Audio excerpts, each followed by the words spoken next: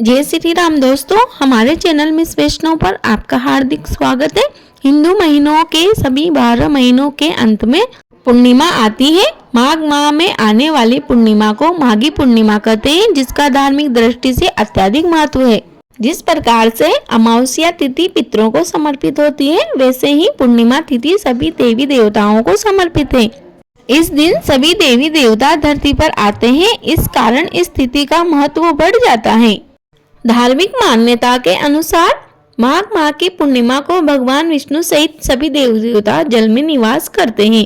इसीलिए जब इस दिन किसी पवित्र नदी में सुबह जल्दी स्नान करने पर भगवान का आशीर्वाद हमें प्राप्त होता है, उनकी कृपा हम पर बनी रहती है। इस कारण पूर्णिमा के दिन किसी पवित्र नदी में स्नान अवश्य करना चाहिए। ऐसा संभव नहीं हो तो आप घर पर ही नहाने के पानी में थोड़ा गंगाजल मिलाकर स्नान कर सकते हैं, क्योंकि ग्रस्त जीवन वाले लोगों के लिए हमारे धार्मिक नियम इतने सख्त नहीं हैं। आइए दोस्तों, अब जानते हैं माघ माह की पूर्णिमा 2024 कब है, व्रत कब रखा जाएगा और हमारे बहुत ही महत्वपूर्ण त्योहार होली से इस पूर्णिमा का क्या संबंध है। उससे पहले आप सभी से एक छोटा सा अनुरोध है, यदि आप हमारे चैनल पर नए हो तो प्लीज हमारे चैनल को सब्सक्राइब कर लीजिए। साल 2024 में माघ माह की पूर्णिमा तिथि की शुरुआत 23 फरवरी दिन शुक्रवार को दोपहर 3:33 पर होगी और समापन 24 फरवरी दिन शनिवार को शाम 5:39 पर होगी। ऐसे में उदया तिथि अनुसार 24 फरवरी दिन शनिवार को पूर्णिमा व्रत रखा जाएगा। स्नान व दान के लिए भी यही दिन श्रेष्ठ रहेगा। इस दिन जगत के पालनहार भगवान श्री हरि विष्णु व माता लक्ष्मी जी का विधिवत रूप से पूजन किया जाता है। श्री सत्यनारायण भगवान का व्रत रखा जाता है तथा सत्यनारायण भगवान की कथा की जाती है। तो अब बात करते हैं कि माघ माह की पूर्णिमा हमारे प्रमुख त्योहार होली से किस प्रकार संबंधित है। माघ पूर्णिमा से होलिका दहन तक के समय अंतराल में हमें कौन से कार्य नहीं करना चाहिए। तो दोस्तों, होली के पर्व की शुरुआत माघ पूर्णिमा से ही हो जाती है। ब्रज मंडल में खासकर मथुरा में लगभग 45 दिन तक होली के पूर्व की शुरुआत वसंत पंचमी से ही हो जाती है। हमारे भारत में कई जगह माघ पूर्णिमा के दिन होली का डांडा रोप दिया जाता है, तो कई जगहों पर होला अष्टक पर डांडा रोपण किया जाता है।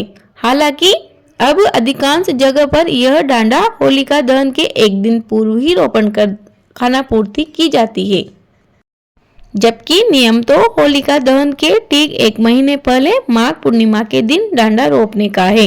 दोस्तों, हमारे क्षेत्र में तो अभी भी यही नियम है। आप सोच रहे होंगे कि होलिका डांडा क्या होता है।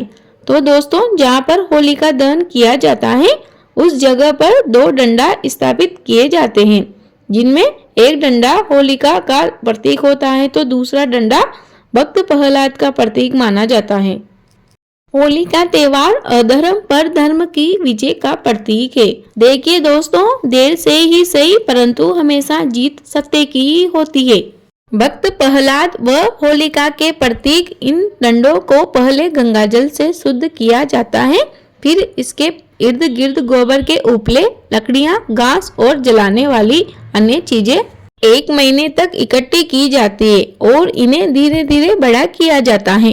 हमारे यहाँ तो अंत में होलिका दहन वाले दिन सभी लोग अपने घर से भी गोबर के 5, 7 या फिर 11 उपले होलिका दहन के लिए लेकर जाते हैं। सभी को इकट्ठा कर आसपास सुंदर रंगोली बनाई जाती है। फिर शुभ मुहूर्त में विधिवत नियमानुसार पूजा की जाती है। होलिका के लिए गोबर के कंडों की एक विशेष माला बनाई जाती है। उन कंडों को बरबेलिया कहा जाता है। बरबेलिए गोबर के ऐसे कंडे होते हैं जिनमें बीच में छेद रखे जाते हैं और जब वह सूख जाते हैं तो उनकी एक माला बनाई जाती है और उस माला को होलिका दहन के समय वहां पहनाई जाती है। फाल्गुन मास की पूर्णिमा की रात्रि को होलिका दहन किया जाता है। होलिका दहन से पहले होली का डांडा निकाल लिया जाता है और उसकी जगह अन्य लकड़ी रख दी जाती है। फिर उस डांडा की पूजा करके अंत में उसे भी जला दिया जाता है। अब आगे बात करते हैं कि ऐसे कौन से कार्य हैं जो हमें होलिका डांडा रोपने के बाद से होलिका दहन के बीच के समय अंतराल में नहीं करने चाहिए, यानी कि होलिका दहन तक नहीं करने चाहिए। देखिए दोस्तों, होलिका डांडा रोपने के बाद से ही सभी मांगलिक कार्य बंद हो जाते हैं। सगाई, शादी, विवाह, दस्तूर, तिलक इत्यादि कार्य नहीं किए जाते। नए घर में गृह प्रवेश, जमीन खरीदना, मकान की नींव डालना या भूमि पूजन, मुंडन आदि भी नहीं करवाए जाते। नई गाड़ी, नया मकान, नई जमीन आदि भी नहीं खरीदना चाहिए। कई जगहों पर ऐसी परंपरा होती है कि महिला का पहला बच्चा अपने पियर में होता है या फिर ससुराल में होता है। ऐसे में यदि हमारे यहाँ भी ऐसी परंपरा हो तो हमें अपनी बहन बेटी को प्रसव के लिए माघ पूर्णिमा से पहले ही अपने घर ले आना चाहिए। यदि ऐसी परंपरा ना हो और कोई बहन बेटी अपने पियर में हो तो उसे माघ पूर्णिमा से पहले अपने ससुराल चले जाना चाहिए, क्योंकि होलिका डांडा रोपने के बाद किसी भी गर्भवती महिला को अपना घर नहीं छोड़ना चाहिए, यानी घर को छोड़कर अन्य जगह पर नहीं जाना चाहिए। मुझे उम्मीद है आपको यह जानकारी अवश्य ही उपयोगी लगी होगी।